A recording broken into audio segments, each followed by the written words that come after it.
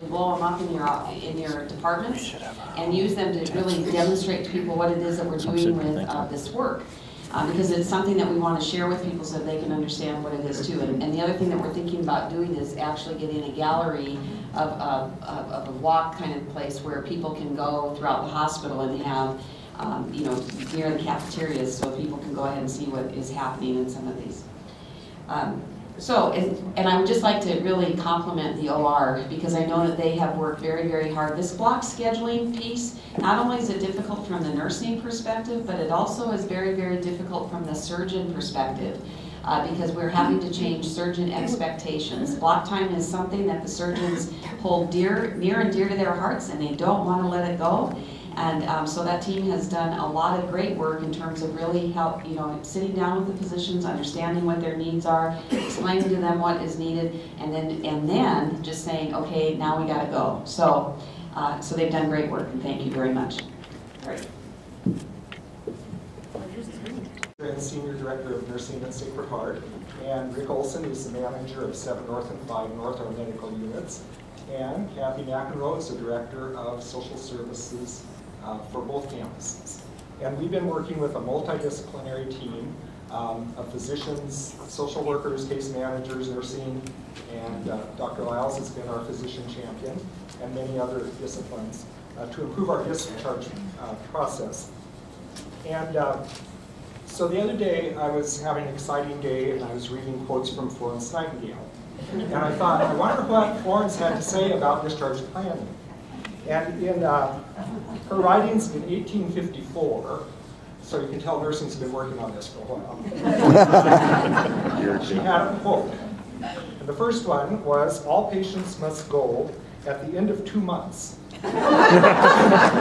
except those who are dying, and otherwise there would be no incentive to get well. So I thought that was good advice. We're aiming for 6.5 days. The goal's a little tighter now.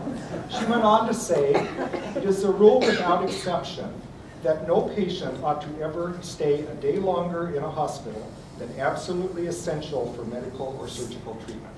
And that's what we think is true today. So we're going on what she said, and we'll let Rick and Kathy tell you some of the processes that we're improving to make this change. Okay, so we started this work July the 18th and started the pilot on 7 North. By the time December rolled around, we knew we were having some good success, but we decided that it was time to really step back, and in early December we had a continuous improvement 2-day event where we really did some rapid cycle tests and changed some things because there were some issues with it. Some of our challenges were communication. As always, communication is an issue, and we stepped back and did some more education, mentoring, coaching. We had some issues with compliance, which were really related to the need for education. With that 2-day event, we developed an escalation plan for if things aren't working, if we're not seeing compliance, where does this go? Instead of just, oh well, it's not working. We actually had a plan to escalate that and who was going to take care of that. And then the sustainability plan. How are we going to make this not just flavor of the month? How are we going to make this really sustain through the ages? And we're going to go house-wide with it. And then we also discovered we had a discharge binder that we were on each patient. We were placing a thing in there, and it ended up being a lot of work on the A&Ms. And we all of a sudden went, there is this great tool out there that was developed a long time ago called the PDNL, Planned Discharge Needs List, and it's in the computer, and why not use the tool that's already there and not have this additional documentation that has to be done? So we did those rapid cycle tests with that, and we think it's going to work. We're going to be rolling the project out to 7 South. We're going to go live with that on February 6th, and Tanya's being really great about that. And then 5 North, which Rick has, we're going to go in March, and then after that we're looking at 8 South. We also, during that 2-day event, we really started talking more about the patient involvement in this. Duh, patients are at the center of what we do, so we had developed this document called Ease My Way, which would be given to the patients upon admission, and has a lot of information about what the patient thinks their barriers are for discharge. And it kind of leads them through that, and so we really started using that document at that point, and we've actually now given it to our Patient Advisory Council, which is just getting started, to take a look at that from the patient's perspective and see whether that really works for them. So there may be some changes coming with that.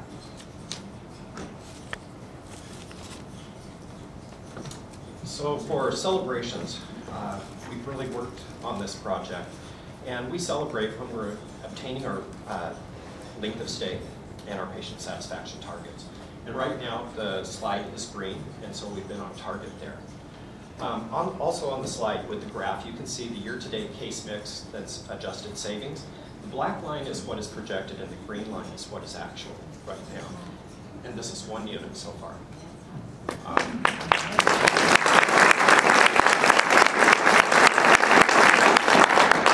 We've developed a visibility board, and this is for our staff. We keep it on the unit. Without alcohol.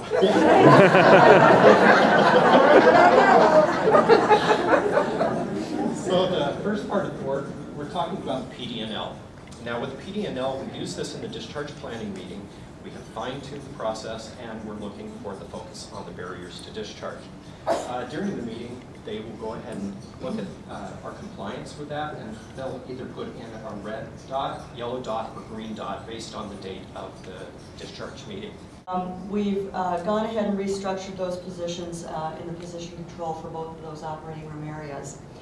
Right now, we face some challenges, and some of those were initially buy-in from my assistant nurse managers about, oh my God, how are we going to do this? You know, we've had it the way it's been for so long. It was really difficult for them to really kind of wrap their arms around what the difference would be. And I'm still getting questions about that. And when I'm talking about, you know, moving people to 10-hour shifts that are working 8-hour shifts, people are going, well, but then we're not going to have enough people. Well, part of this whole plan is adjusting the FTEs. So we knew that we were over a number of FTEs in RN positions in these areas. And we also knew that we needed more surgical technologists. So that's part of this, and part of that was with the voluntary separation. We let a bunch of people go with that. Another challenge that we've had is the both union contracts, because you can't just make a change without including them. So we now have had an initial meeting with the Surg Tech Union and let them know that we were going down this path.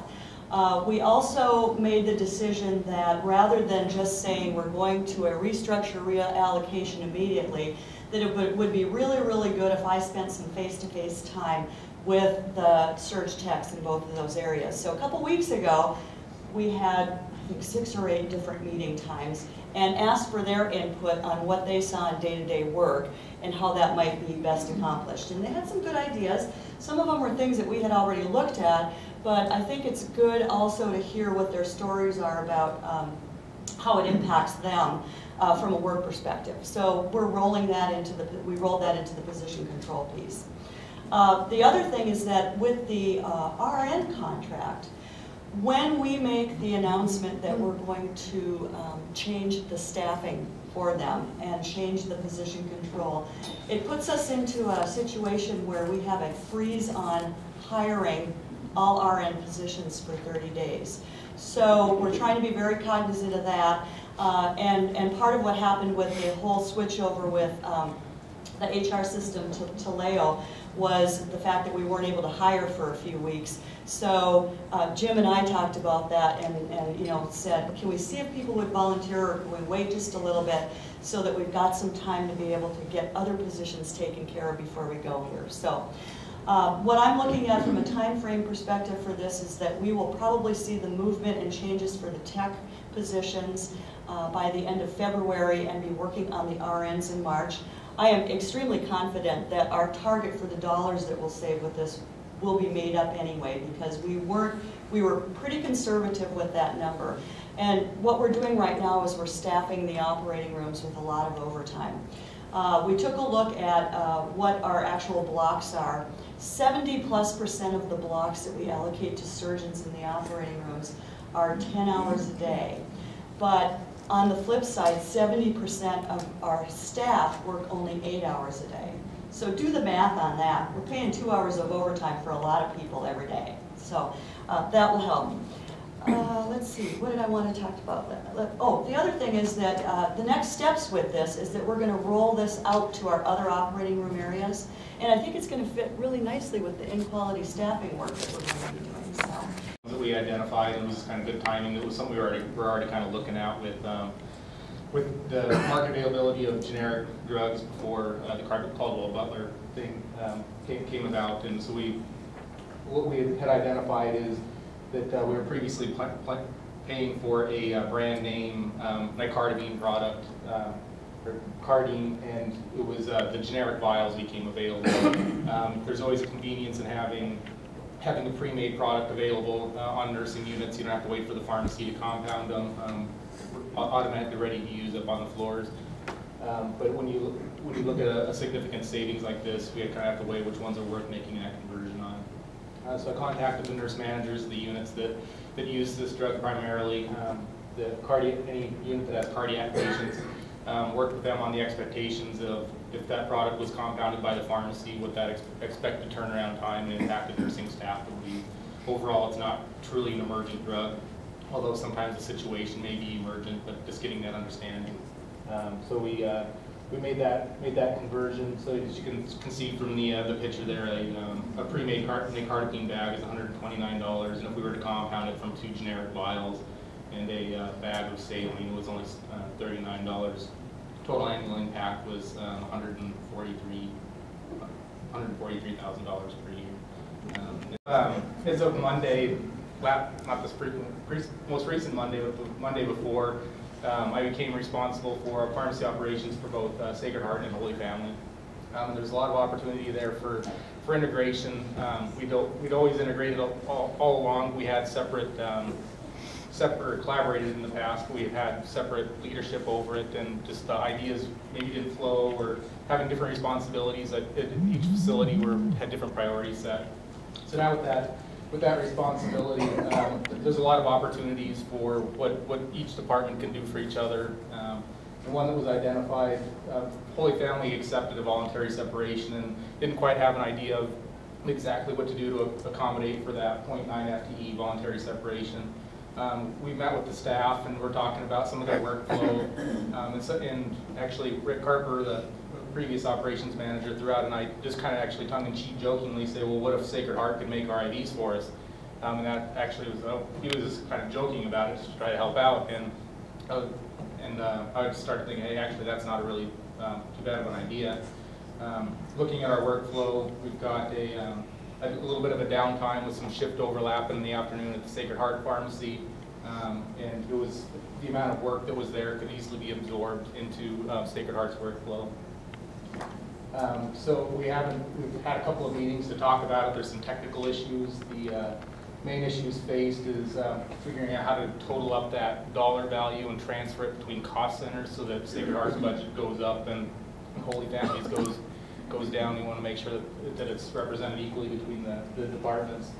And having to manually track that, it's just going to be just as much labor as what we're saving at Holy Family, so it's got to be an automated report.